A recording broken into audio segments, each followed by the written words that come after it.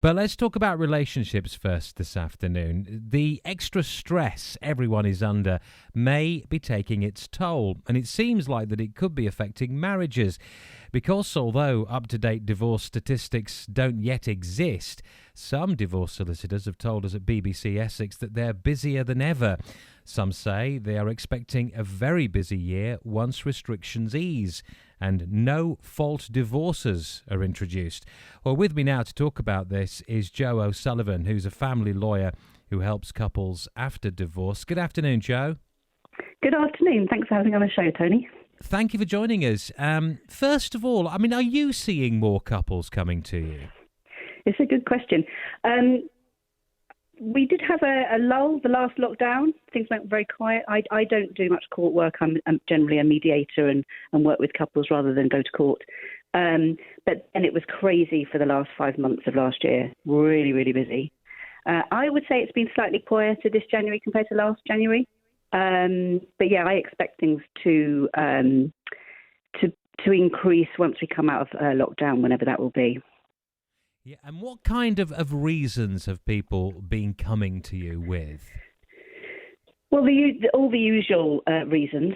I mean, most happily married people can come up with reasons why they find their other half really annoying. To be fair, I personally haven't had anyone say we're breaking up because of lockdown. What they're saying is perhaps things have become exacerbated. They really can't wait any longer to get on with breaking up. But generally speaking, I'm sorry to contradict your line, but it's generally not been about lockdown. It's these things have been coming on for a long time. You know, people don't break up for no reason. Yeah. I mean, I suppose the thing about lockdown is that it gives you a chance, and we'll talk about this a bit later on, to sort of evaluate your life, doesn't it? When you're spending much more time with the person that you normally wouldn't be when you're, literally in each other's laps most of the time, you're going to find out the true nature, the strength of that relationship, aren't you? I think that's absolutely right. It's a really good point. I mean, I think in a way we could say it's make or break. I mean, I think some relations have got stronger because they're seeing more of each other. They realise that they do love each other after all. That all the reasons that they did, get together with someone are still there. And for other people, I think it probably has brought things to a head. They're like, no, okay, really, all those things were really annoying. And as you say, I'm with them all the time and I can't get away from them. And yeah, it's time to call it a day. Well, I want to bring in a man we're going to call Mark now, who's agreed to talk us about his experience. We're calling him Mark for anonymity reasons, of course. So stay with us, Joe. Good afternoon to you, Mark. Hello, good afternoon.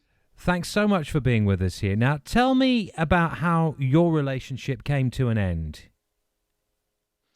Well, it might not be a typical story, but I basically came out to myself and then to my wife.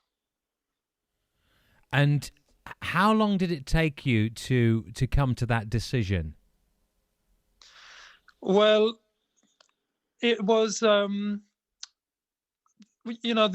weren't in a very happy marriage. We were having problems, and I think it was sort of like a process where I slowly my my psyche started changing regarding my sexual orientation, and I kept it in, denied it until it sort of like I experienced sort of like an avalanche of emotions and thoughts and drives, where sort of like it culminated in me admitting to myself that something is different in me. And my first reaction to that was to actually keep this a secret and, try and save the marriage. But then there was this whole a whole debate within myself, and how fair is it to my partner. So it was quite complex, and I would say it's hard to say how long exactly this took, but basically a few weeks, I would say, a couple of months. And then when I sort of shared with her what was coming, what was going on in my head, then what came later was us deciding to separate, and that took not that long. I think a week or two. So once you'd made that decision to separate, what was the process like for you then? And the reason I'm asking you that is we're going to come back to Joe in a second or two. But do you feel that the process could have been improved or made easier in any way for both of you? Well, to be completely frank, it was improved and made easier thanks to Joe here. That's exactly what we did, and I would definitely recommend going to mediation. Um, there's nothing that would make this an easy process. Even mediation. Um, there is nothing that would make this easy. It's always painful, but there is a lot of damage limitation that can be done, and I think that thanks to mediation we managed to limit the damage as much as we could. And when you say damage, what kind of damage do you fear could happen for those that don't go through the mediation that you did? Okay, well, first of all, going to court, that's a lot of damage financially, and also, it prolongs the process and it's painful for everybody. So that's first of all a type of damage, having to go to court over this. But also, having kids, the damage we were afraid of is damage to the kids, and especially, under the circumstances that I was going through, I was very fearful of damaging them.